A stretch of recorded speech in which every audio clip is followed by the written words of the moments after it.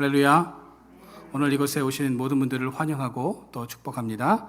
우리 옆에 계신 또 앞뒤에 계신 분들과 인사 나누겠습니다. 잘 오셨습니다. 은혜 받으세요. 이렇게 인사하겠습니다. 여러분들에게 경상도 한 식당에 걸려있는 사진 한 장을 좀 보여드리도록 하겠습니다. 좀 보여주시겠어요? 자, 한 식당의 원산지 표시판인데요. 쭈꾸미, 베트남산이라고 적혀 있죠. 김치, 국내산, 중국산, 쌀, 국내산, 직원, 국산, 인생, 산 넘어 산이라고 되어 있습니다. 이렇게 써놓으신 그 주인의 위트가 느껴집니다. 산 넘어 산이라는 말은 갈수록 더 어려운 지경에 이르게 될 때 사용하는 속담이죠. 고난을 극복했다고 생각했는데 또 다른 고난이 앞을 가로막고 있을 때 산 넘어 산이라는 이런 말을 합니다. 이 말을 쉽게 풀이하면 인생이 꼬였다라고 표현할 수 있습니다. 인생을 살다가 보면 실이 엉킨 것처럼 인생이 꼬일 때가 있습니다. 인간관계가 엉키고 환경이나 상황이 꼬여서 풀리지 않습니다. 때로는 다른 사람의 잘못 때문에 나까지 힘들어지는 일도 있습니다. 우리가 원하지도 바라지도 않았지만 예기치 않게 인생이 엉클어지고 실타래처럼 묶였을 때 이것을 어떻게 풀어가야 할까요? 인간관계든 환경이나 조건이든 얽힌 인생의 실타래를 푸는 방법은 세 가지가 있습니다.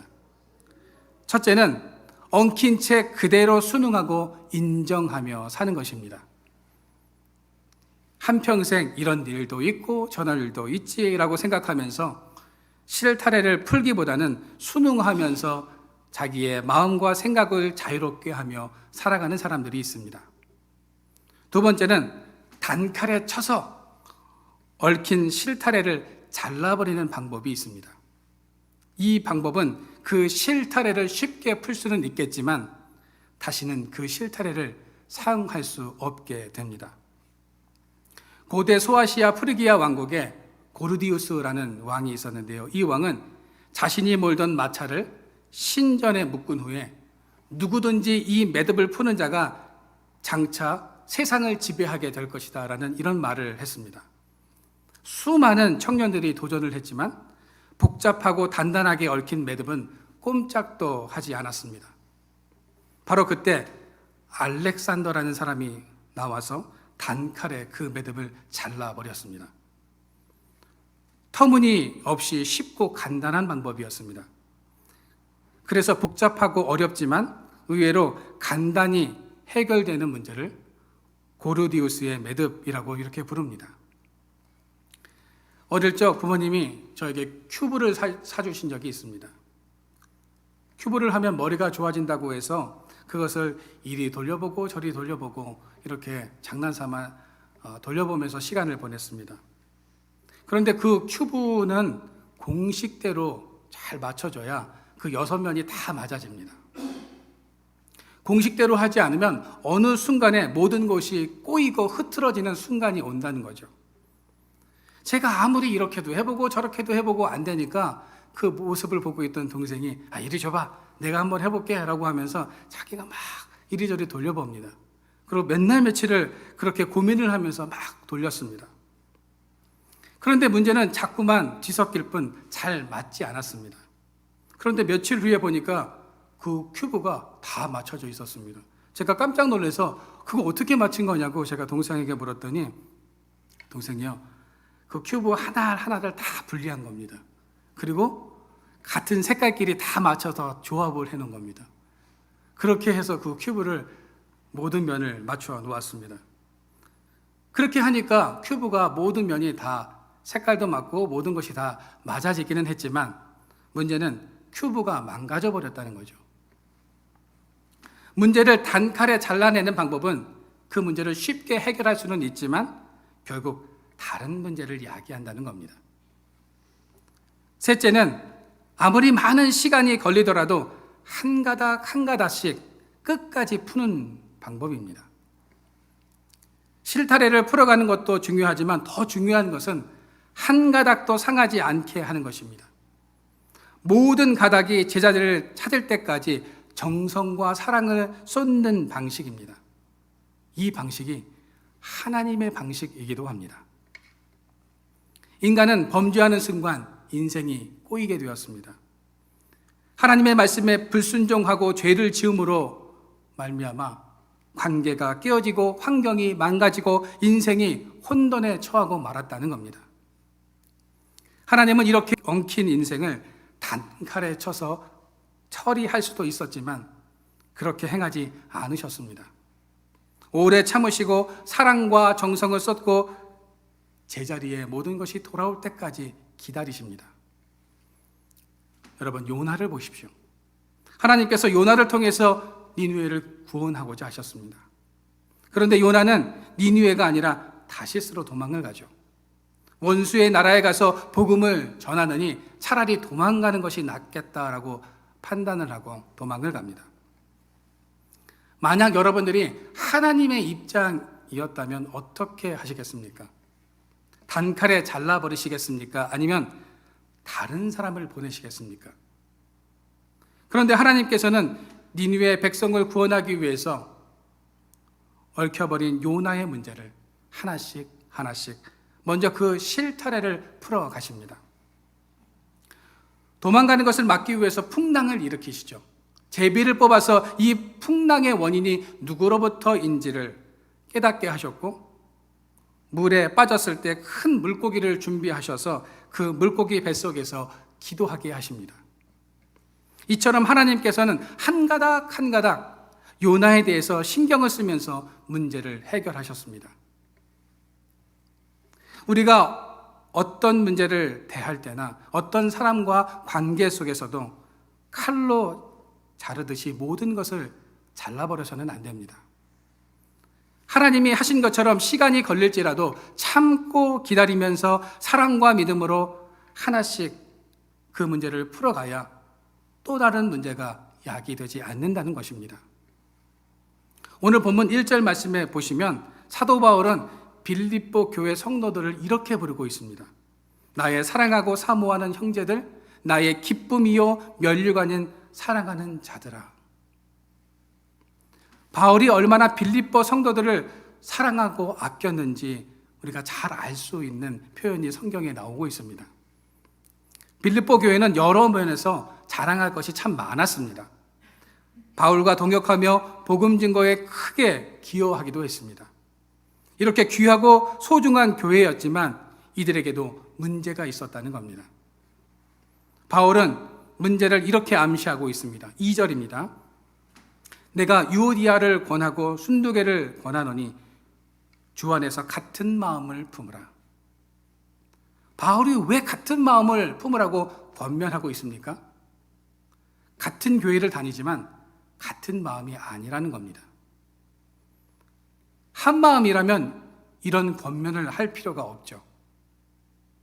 깨지고 갈라져서 갈등 속에 있기 때문에 같은 마음을 품으라고 사도 바울이 빌립보 교회를 향해서 이런 말씀을 하고 있는 것입니다.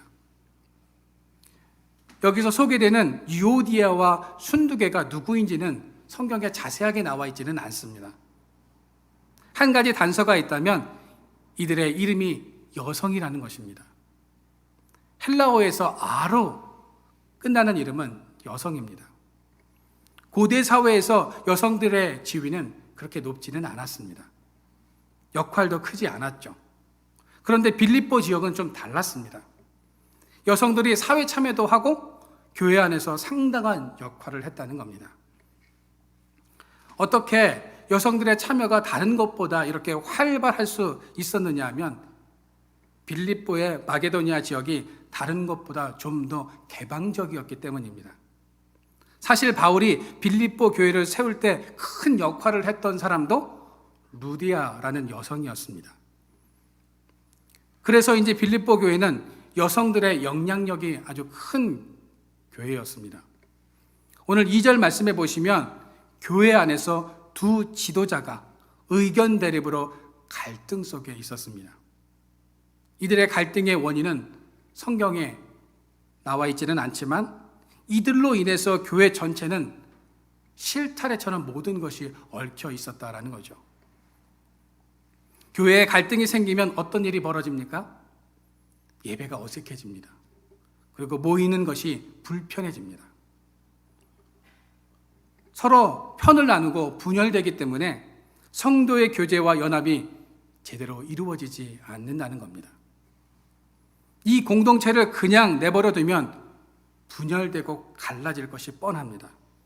그렇다고 누군가를 단칼에 잘라낼 수도 없습니다. 그래서 사도 바울은 직접 빌립보 교회에 편지하면서 이 문제를 언급하고 있는 것입니다. 어떻게든 이 갈등의 문제를 풀어야 공동체가 회복된다는 것을 알기 때문입니다. 그렇다면 실타래처럼 엉켜버린 이 힘든 문제를 풀어낼 수 있는 원리는 무엇인가? 우리가 알아보면서 같이 은혜를 나누고자 합니다. 첫 번째는 그리스도 안으로 들어가야 합니다. 인생의 문제를 푸는 단서는 언제나 그리스도 안에 있습니다. 바울은 빌립보 교회에 보낸 짧은 서신에서 여러 번 주 안에서라는 이런 표현을 사용하고 있습니다.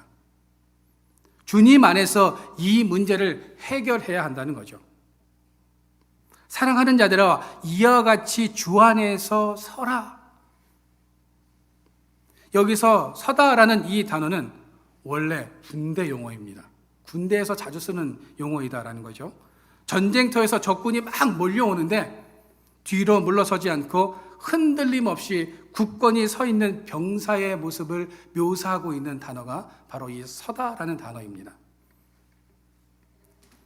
그렇다면 바울은 왜 성경에 군대 용어를 사용하고 있는 것일까요?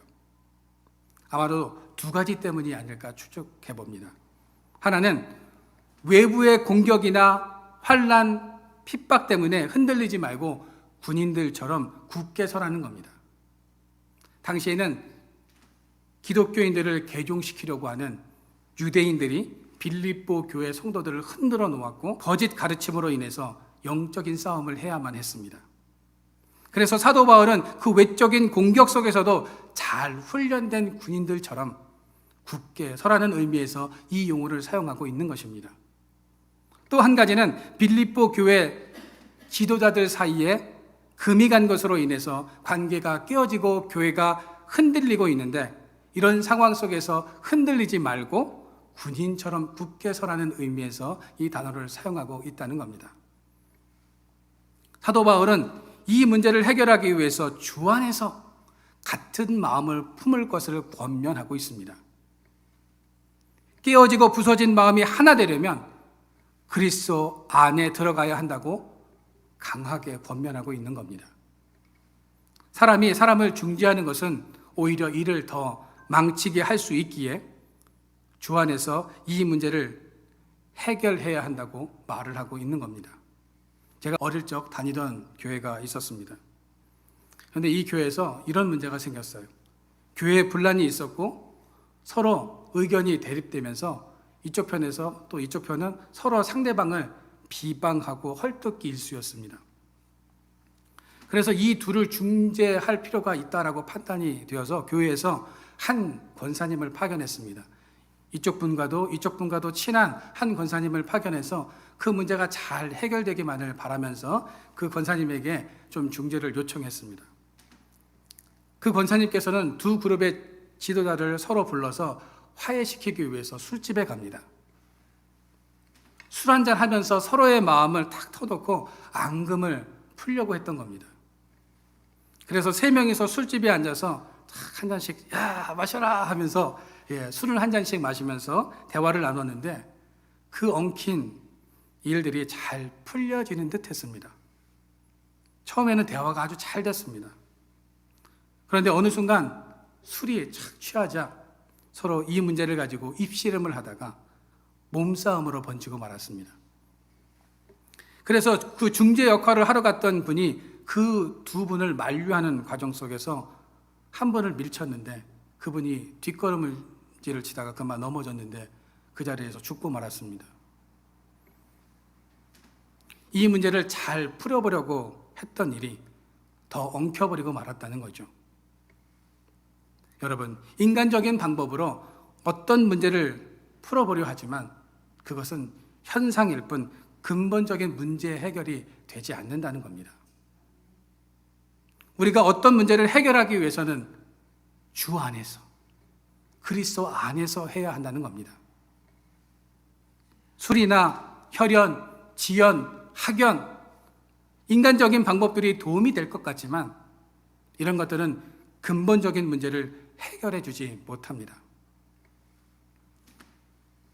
여러분, 인생을 살아가면서 당면하는 모든 문제의 해결점은 그것이 영적인 문제이든 육적인 문제이든 내적인 문제이든 모든 문제를 풀어내는 단서는 그리스도 안에 있다는 것을 분명히 아시기를 바랍니다.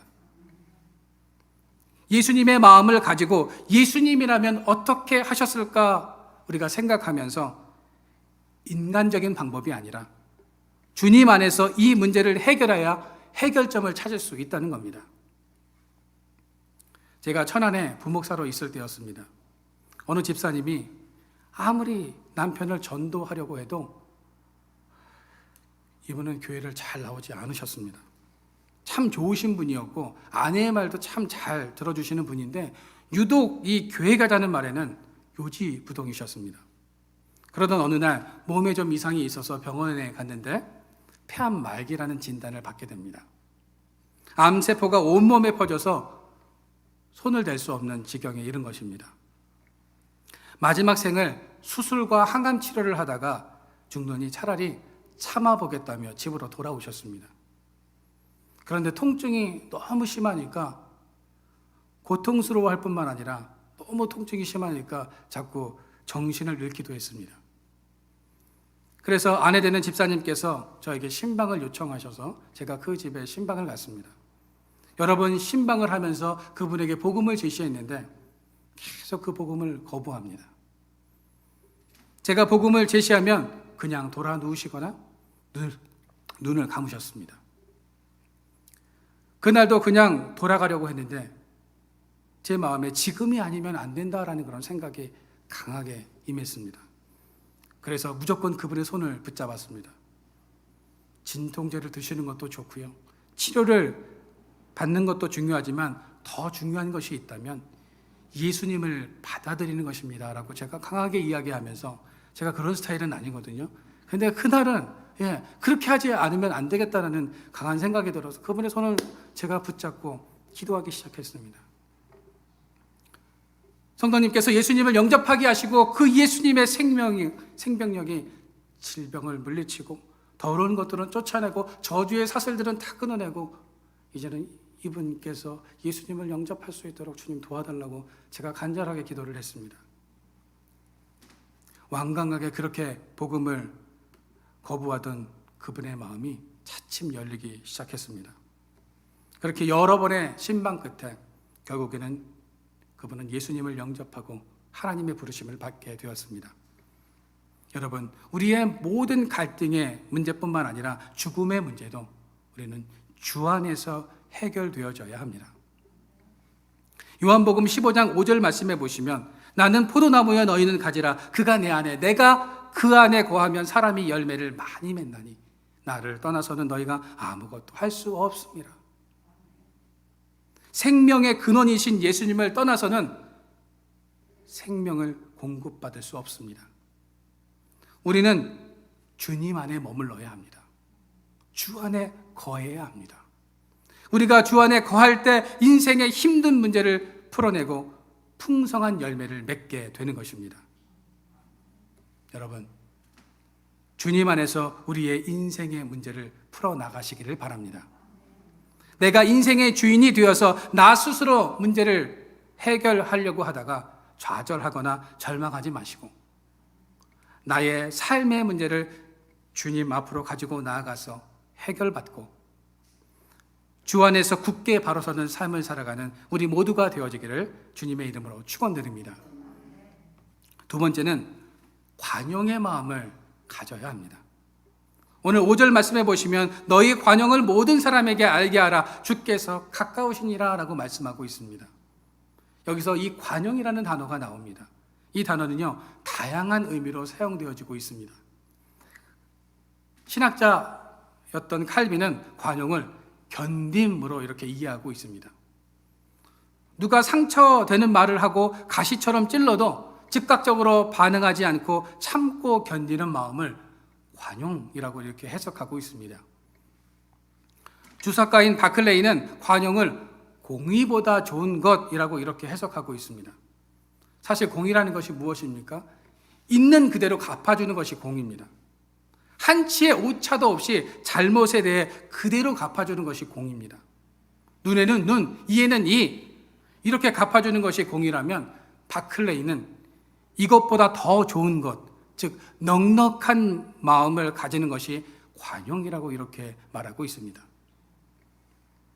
사도 바울은 교회 안에서 자신의 목소리를 내면서 상대방을 깔아뭉개는 것이 아니라 넉넉한 이 관용의 마음을 가질 것을 말하고 있습니다.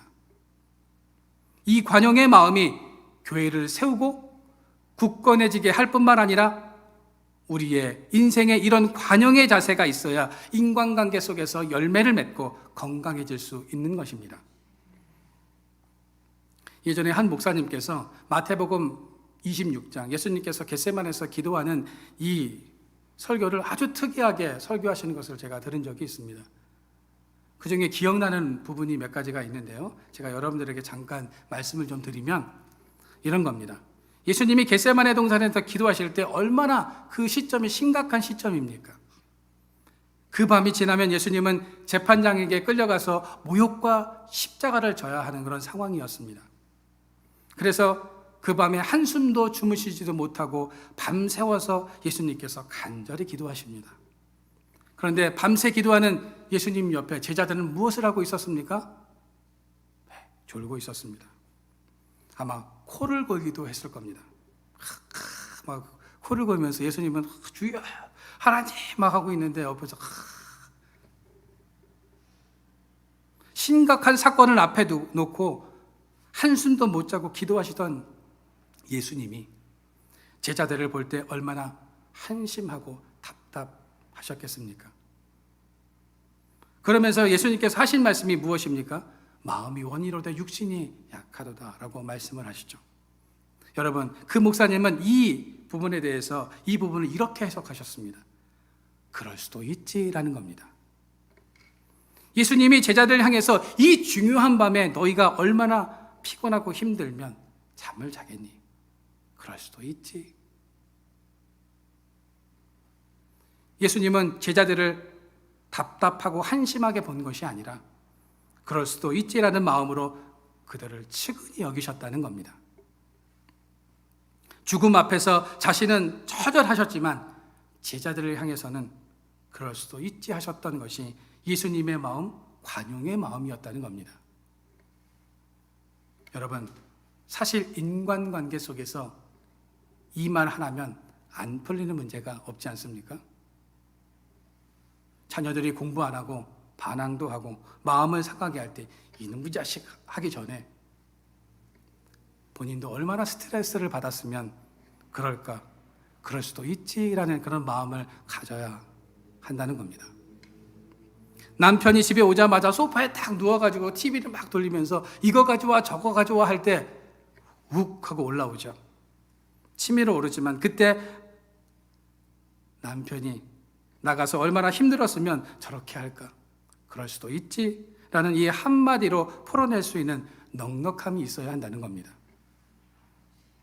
2012년 개봉되었던 내 아내의 모든 것이라는 코믹 영화에 보면 입만 열면 잔소리와 독설을 퍼붓는 아내와 사는 것을 견디지 못한 남편이 이혼하기 위해서 다른 사람에게 자신의 아내를 유혹해달라고 하는, 거래하는 그런 내용들이 나옵니다. 이 영화의 마지막에는 남편이 비로소 자기 아내가 왜 그렇게 수다장이가 되고 독설을 퍼붓는 사람이 되었는지 이해를 하기 시작합니다.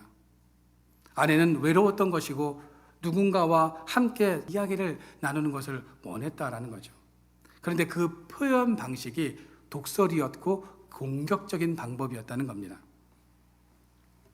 여러분, 아내가 잔소리를 하면 귀를 막는 것이 아니라 얼마나 대화하고 싶었으면 그럴까?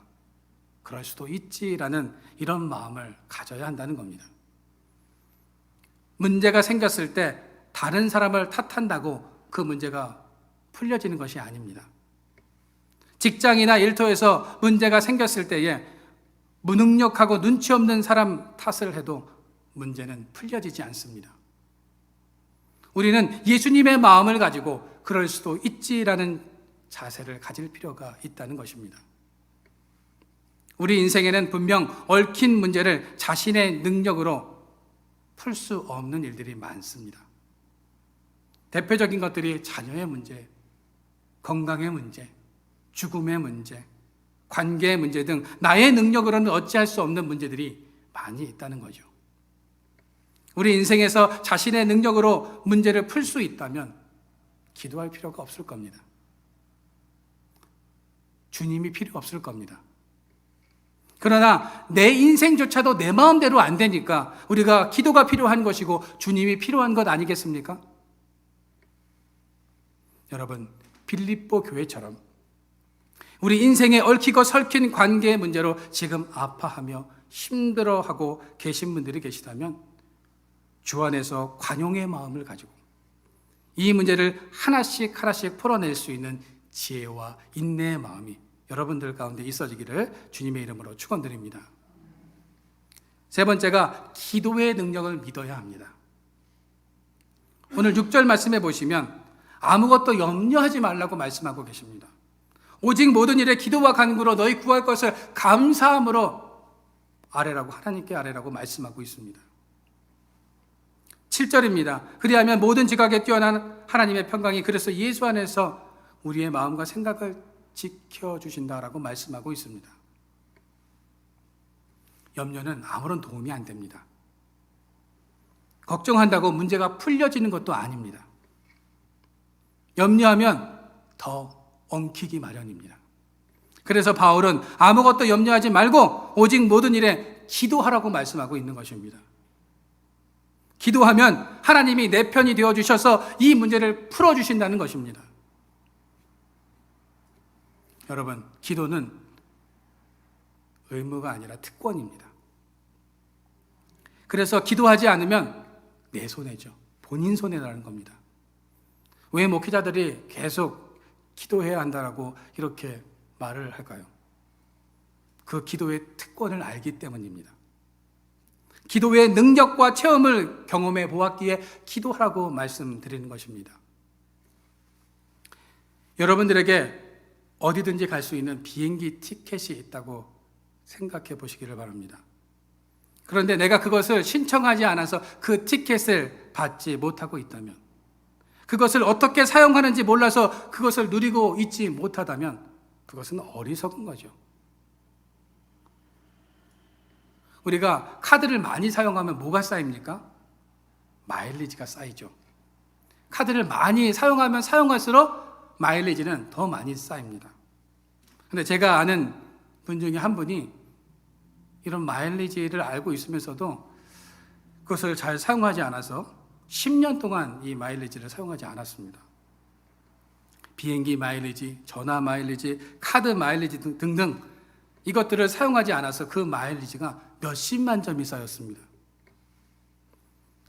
그분도 마일리지가 있다는 것은 알았지만 그것을 어떻게 사용하고 어디에 사용하는지 전혀 몰라서 그것을 활용하지 못했다고 합니다. 마일리지는 고객들에게 주어지는 하나의 특권인데 그것을 활용하지 못하니 전혀 그 혜택과 특권을 누릴 수가 없었다는 것입니다. 기도의 특권이 얼마나 위대한지 히브리서 4장 16절에는 이렇게 설명을 하고 있습니다. 그러므로 우리는 긍휼하심을 받고 때를 따라 돕는 은혜를 얻기 위하여 은혜의 보좌 앞으로 담대히 나아갈 것이니라 라고 말씀하고 있습니다.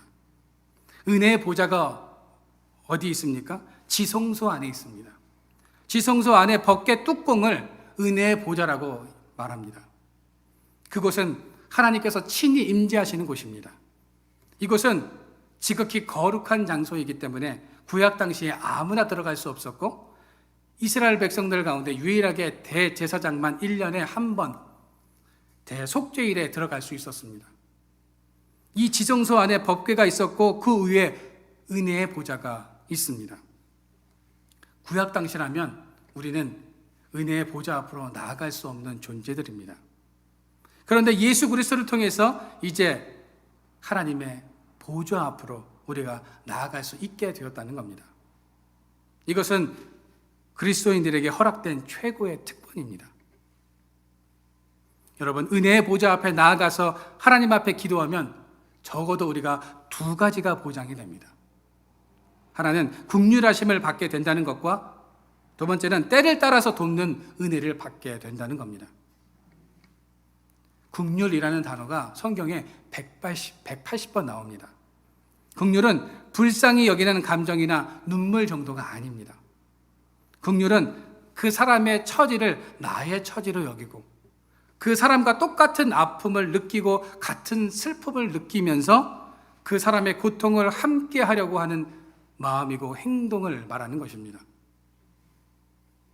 우리가 긍휼하심을 받는다는 것은 우리가 아파할 때 주님께서 우리와 같이 아파하면서 우리를 위로해 주신다는 말씀인 것입니다. 또 한 가지 보장받는 것이 있다면 때를 따라서 돕는 은혜입니다. 그것은 정말로 필요할 때 정확히 주어지는 은혜를 말하는 것입니다. 많은 소원들이 있지만 지금 꼭 이루어져야 하는 것이 있습니다. 그때 그것을 알고 주시는 은혜를 경험하게 된다는 겁니다. 출애굽하기를 원했던 이스라엘 백성들에게 하나님께서는 어떤 은혜를 주셨습니까? 10가지 재앙을 통해서 노예의 삶에서 해방시켜 주셨습니다. 이스라엘 백성들이 얼마나 이 노예의 삶에서 해방되기를 원했습니까? 간절히 하나님 앞에 기도하고 기도했더니 하나님께서 모세를 통해서 애굽에서 나오게 하셨습니다. 홍해 앞에서 망연자실하고 있을 때 하나님께서는 홍해를 가르는 놀라운 기적의 역사를 통해서 이스라엘 백성들을 구원해 주셨습니다. 먹을 것이 없고 마실 것이 없으며 고기가 먹고 싶다고 할 때 하나님께서 필요한 것들을 때를 따라서 공급해 주셨습니다. 여러분, 하나님은 이 은혜의 보좌로 우리를 초청하고 계십니다. 그리고 우리는 그 보좌 앞으로 담대히 나아가야 합니다. 그곳에서 하나님이 주시는 놀라운 은혜를 경험하고 그것을 체험해야 합니다. 여러분, 은혜의 보좌 앞으로 나아가십시오. 그 보좌 앞으로 나아가는 사람은 하나님께서 주시는 놀라운 은혜와 특권을 누리지만 그 은혜의 보좌로 나아가지 않는 사람은 누릴 수 있는 특권을 포기하고 마는 것입니다. 여러분, 인생의 문제가 우리를 얽어매고 있을 때 그리스도 안으로 들어가십시오. 모든 것을 풀어주시는 주님 안에 우리의 인생의 문제를 내려놓고 주 안에서 문제들이 해결되는 역사를 경험하시기를 바랍니다. 관용의 마음을 가지고 서로를 이해하고 포용하며 덮어주는 넉넉한 마음이 우리 가운데 있어지기를 소망합니다. 기도의 능력을 믿고 날마다 주실 은혜를 사모하며 오늘도 우리의 필요를 채우시는 놀라운 은혜를 경험하는 저와 여러분들의 삶이 되어지기를 주님의 이름으로 축원드립니다.